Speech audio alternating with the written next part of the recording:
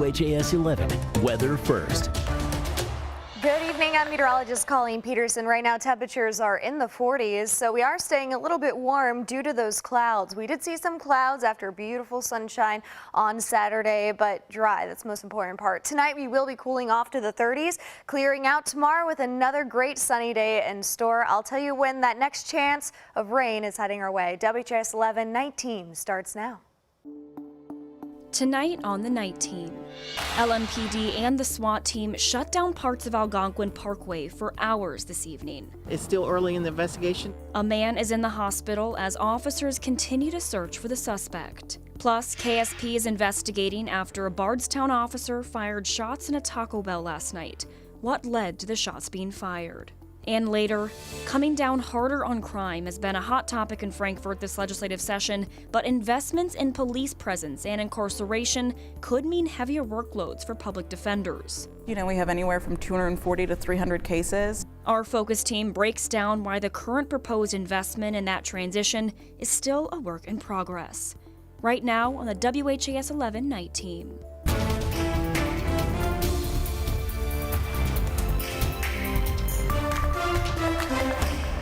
A man is recovering in the hospital tonight as LMPD officers search for the person who shot him. Thanks for joining us here on the night team. I'm Alex Dieterer. The scene in Louisville's Algonquin neighborhood brought blocks to a standstill Sunday following a non-fatal shooting turned SWAT situation. WHAS 11's Connor Steffen and photojournalist Aspen Hester covered the hours-long standoff, leaving law enforcement with little answers tonight. By Sunday afternoon, Officers were quickly on the scene. People in the Algonquin neighborhood watched on in disbelief as rows of crime scene tape grew wider. Officers quickly established a perimeter. And Algonquin Parkway filled with law enforcement. A SWAT team was called out. The situation began with reports of a shooting around 2:15. Division 4 Commander Major Tiffany Tatum says responding officers quickly learned the victim was already at the hospital and the suspect may have went hiding in a nearby home. Do canvas, we talk to witnesses, and we take that information and we take it to a judge for a warrant. With that information, 4th Division officers and SWAT teams focused their attention on this home in the 900 block, beginning an hours-long standoff. The SWAT team began hailing, and after a substantial amount of time, that's when the SWAT team entered the location. Once inside, Major Tatum says the house was empty. Officers believe the suspect stopped inside but left before law enforcement narrowed in. The victim, who Tatum described as a man in his early 20s, is expected to be okay after suffering a gunshot wound to the arm. Tatum also says officials are still looking into if there was a relationship between the victim and the suspect. She says LMPD believes there's no current danger facing homeowners in the area. We always need our neighbors to help us. I mean, they're partners with us as far as solving crimes. As LMPD's non-fatal shooting squad continues its search for a suspect, Tatum is urging anyone with information to reach out. So we need them to provide us with information, and especially if they see something suspicious or they feel uncomfortable, they should always call. In Louisville, Connor Steffen, the WHAS 11 night team, on your side. LMPD's non-fatal shooting squad is handling the ongoing investigation. If you have any information about this shooting, you're encouraged to call the anonymous tip line at 574-LMPD, or you can use the online portal. Kentucky State Police is investigating after a Bardstown police officer fired shots inside a Taco Bell last night. Police were called to the 5-Star gas station to reports of a man attempting to light a fire on the property. Prior to officers arriving, the man walked into a Taco Bell. Court documents say the man, Brian Smith, came out of the restroom carrying a large rock. Police say they told Smith to drop the rock multiple times, but he refused to comply and began walking towards officers. According to court documents, that's when one of the officers fired his weapon. Smith then placed the rock on the table, and then police took him into custody. Nobody was injured during this altercation. That's according to Kentucky State Police. Smith was charged with disorderly conduct, menacing, wanton endangerment, and resisting arrest. Tomorrow, former Clark County Sheriff Jamie Null and his wife Misty are expected back in court. Misty Null was arrested Thursday and charged with 10 felonies for tax evasion and theft. She's been held in Scott County Jail without bond since her arrest. She and her husband are accused of not declaring $360,000 in income over 5 years. The largest source of income is vehicle swapping between Jamie Null and the Utica Township Volunteer Firefighters Association. The state is accusing Null of trading department vehicles for personal ones and then selling the personal ones back to the department. Bark McMahon, who is representing Misty, says they plan to plead not guilty and fight all charges in court. They have everything for when we're in front of the judge, make an appropriate bond motion and any other motion that needs to be made on behalf of Ms. Null. They'll be made at that point in time. State police previously said Null spent at least $4.8 million in EMS funds for personal items. They gave more information about that Thursday, giving a month-by-month spending for almost $3.6 million, and saying it was used for tanning beds, college tuition, and even purchases at Victoria's Secret. Both Knolls are expected back in court tomorrow morning. A program that sends certain 911 calls to non-police response officially expanded today, allowing officers to focus on violent crime. The crisis call diversion program, also known as deflection, will start operating from 10 in the morning until 2 in the morning starting today. That's 4 more hours each day. Mayor Craig Greenberg says the extended hours will allow Metro Safe dispatchers to transfer 911 calls to social workers overnight. More people across Louisville will be able to benefit from these services, and our police officers will have more hours available, more of their essential time that can be focused on preventing and responding to violent crime. Most importantly, and ideally, this response is decreasing the number of citizens being incarcerated or hospitalized who present with behavioral health issues.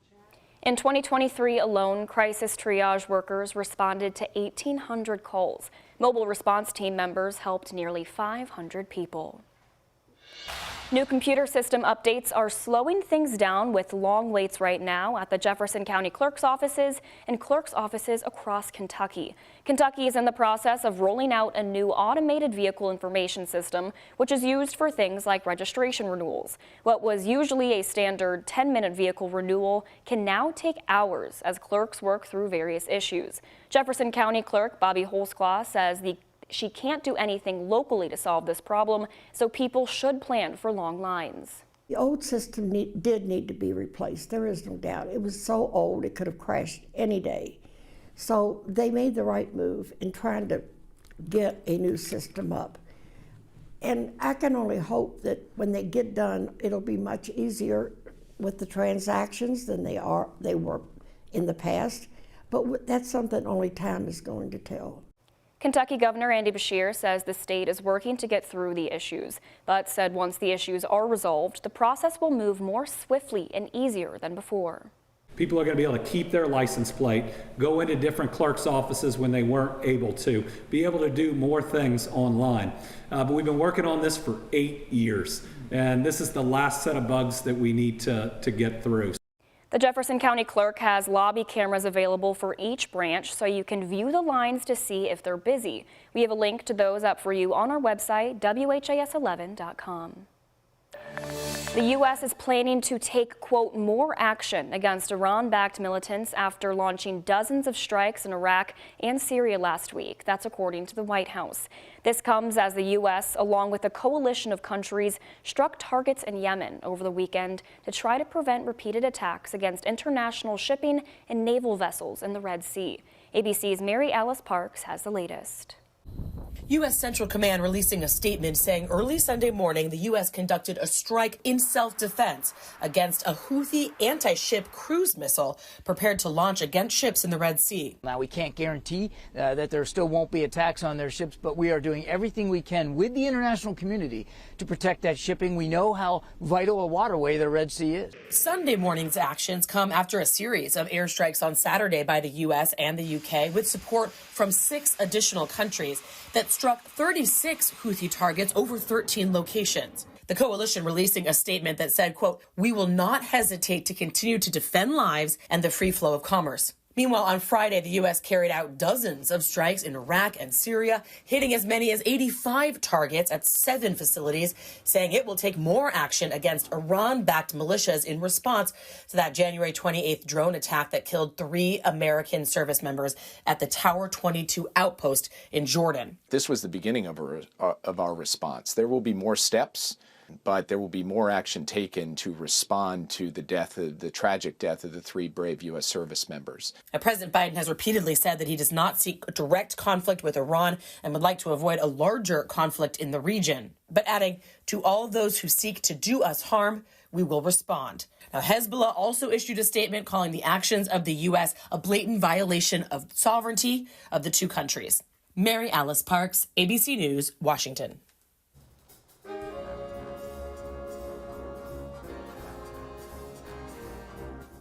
A huge congratulations are in order for the Louisville Orchestra. The group took over its first ever Grammy Award today.